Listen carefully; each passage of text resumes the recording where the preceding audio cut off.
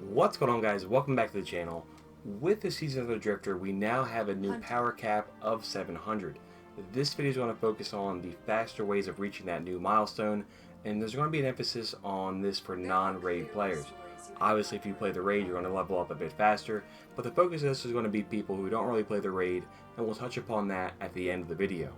If you got into this by watching the 385 light guide I made way back in year 1, there's a good chance you may know all these steps, but hopefully this is helpful. And if it is, guys, make sure you hit the like button, and also to make sure you guys are subscribed to the channel. So let's jump right into this. How do you reach max level of 700 with the Season of the Drifter? Well, the first thing you want to do is make sure that you have all of your milestones done each and every week. And you're going to see those on your destinations. You have a number to choose from. You have your Flashpoint, which is going to rotate each and every week, and that consists of doing different activities here on Titan this week. So for me, I can do all these activities. That will give me powerful gear. I can also do the heroic adventure here as well, and that will give powerful gear. So these are two nice easy wins, and I've noticed that for the Flashpoint, that seems to give an exotic a bit faster than other activities. So I like to do the Flashpoint first each week. You can do the daily story, and you can also do, or you can do the daily adventure, and you can also get that done pretty quick for the Flashpoint as well. So moving on here, you want to make sure you do that first, in my opinion, and then focus on the other ones here, because these are a bit more time consuming. So you have things like your Vanguard things. These are all the story missions. You have 3 daily heroics. Those are pretty easy to get done, especially because you can choose the different ones you want to do. The nice things about this is they rotate every day, and some of these are a bit shorter story missions than others. You can do 3 in a row if you want, and that'll easily get this one done. You also have your strikes, so these rotate each day as well, and the modifiers can change. The nice thing about this is you have daily and weekly here. For the weekly, you want to make sure that you're using the same subclass as anybody in your fire team, so always check what the other players are using and then match up so that you guys get that one done. This one can be easier on some days than others. For instance, today, the modifiers are pretty tough. You have glass as one of them. Anytime this is a heavyweight modifier, you can fly through these Vanguard strikes. Now, the Nightfalls are a bit more difficult now with Drifter, but these will give you a double dip for your powerful gear. So my recommendation here is do the regular Nightfall first, just kind of fly through it, use easy modifiers, and then come back in after you've gotten that powerful gear. Come back in and do the 100k one. This way you get the maximum efficiency when it comes to your Nightfall strikes. But this is going to give you 5 each week at least for your powerful gear. With the Gambit now, with Season of the Drifter, obviously this is a Gambit themed DLC, there's more opportunities here for powerful gear. The Gambit Prime and the Reckoning only apply if you have the annual pass, so make sure that you are getting those done. It's a new activity. The games take a bit longer, but you have a chance of getting some new of the Gambit Prime weapons as well, which are pretty neat. Obviously, you also have the old school regular Gambit, your daily, as well as your weekly. So these here are going to be where you spend a lot of your time because you want to make sure you're getting some of this new gear featured in the Season of the Drifter. The one thing I'll mention too is with Drifter and Annual Pass, if you're not quite at 650 yet, or if you haven't even gotten close to it, maybe you just kind of picked up the game, you can jump in really quickly by using the Power Surge Bounties. Now, these are obtainable via the Drifter in the tower, and these will give you 640 gear, and they're really easy to get done.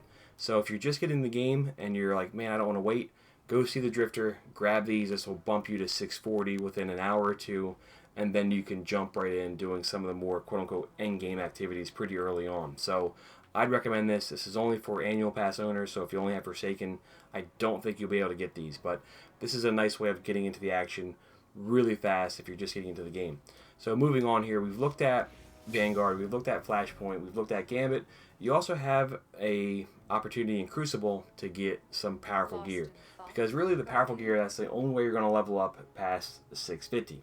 Now the nice thing here is there's going to be your weekly and daily as well. So I'd recommend, even if you're not a big Crucible player, even if you don't particularly like Gambit, make sure you're doing those each and every week because that will give you some powerful gear. And that's going to be the main way that you're going to level up and reach 700. It will be pretty time consuming because there is RNG involved. There is going to be some degree of getting unlucky and having a powerful drop be lower than what you currently have. I know they're kind of investigating that. but you're still going to make some progress here by doing all of these different milestones. Aside from these here that we've looked at right now, there's also some other powerful gear you can get, namely things like the Dreaming City. This is going to give you some powerful gear by doing the Ascendant Challenge, by doing the bounties here for Petra, and also by doing the story mission that you'll access once you visit the Dreaming City. So that's going to be another couple pieces of gear. I also recommend doing Blind Well. The Blind Well that you do for the first time each week for Tier 3, that will give you extra powerful gear. So that can be up to 10 light levels higher than what you currently have. So this is going to be a great way of bumping up your character even further because of all the different activities here. Aside from Dreaming City, you can also visit your buddy Spider over in Tangled Shore. He's going to have a 540 bounty each week that does give you powerful gear. That's the one that has a good chance of being Lord of Wolves, which is even better now with the Drifter update. So we've gone through all these milestones. There's a handful left that we can look at. We know there's a couple here each week when it comes to the tower. So you have your weekly challenges with Ikora. If you do 20 bounties, she'll give you powerful gear. You have your weekly bounties with the Drifter. These are pretty time consuming, but they give you some awesome gear as well. And then you have your bounties with Ada 1. This is all provided, of course, that you have the annual pass content for these bounties. Now, the nice thing about the ones with Ada in particular are you can choose the weapon frame that you want. So say that your character is 660, everything's like 662, but your heavy weapon is 654, and that's the one thing that's really holding you back. The cool thing about this is you can grab one of these bounties to get a ballistics log, and that will let you pick up a radiant frame. The nice thing here is you can choose which type of weapon you want to grab. So in that example right there I just talked about, you could grab a powerful sword frame. That's going to give you a powerful sword, and that in turn is going to bump up that particular item much higher than you otherwise would have. So the nice thing here is you can be a bit more tactful with the powerful gear that you get. It's not very often that you can choose the powerful item that you're getting. This is one of the rare cases you can do that. So my recommendation would be for the first week or two, hold off on doing Ada's stuff until the very end, because you want to take advantage of having that opportunity to bump up the one thing you need. This week, for instance, it can either be a powerful weapon or it can be an energy weapon. So take advantage of that if you can. There could be the difference between getting a nice gain or getting a mediocre gain when it comes to your powerful drops from Ada 1. So we've gone through nearly every single powerful gear you can get. The one thing you'll keep in mind here though is there's RNG involved. I know, for instance, on my Titan, I haven't done any work here on my Hunter, but on my Titan, all my weapons are good. I bumped up all these weapons by playing on my Titan, but my Titan mark is much lower than everything else, and that's kind of the one thing that's holding me back. So I need to get lucky there and have a daily powerful milestone give me a Titan mark, and that will be a big advantage. So sometimes you want to be pretty resourceful with what you're doing first or second and hope that you get the piece of gear that you need. So in that case for my Titan, I'll take advantage of any dailies that are left here today when they come to reset, and hopefully I'll get a Titan mark, and that'll be a big gain for my character overall. But once you've done all your milestones, really the only thing you can do is get Prime Engrams. You can also get your very, very rare exotic drop in the wild, but those are so few and far in between you can't really rely on those. However, when it comes to Prime Engrams, those do drop pretty often. And I think with those, the biggest thing is just more or less your playtime. You can have a better chance by defeating more enemies. They're going to drop from enemies, but you need to have the Prime Attunement buff.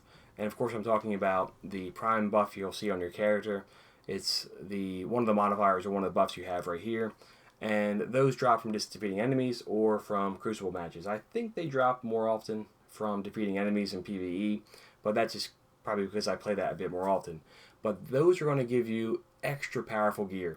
Those can be 5, 6, 7 light levels above what you currently have. So to be sure, once you've done all your milestones, the biggest gain you're going to get is from your Prime Engrams. You can also get the exotics, but those are so rare you can't really count on those. Any of those is going to be cherry on the top.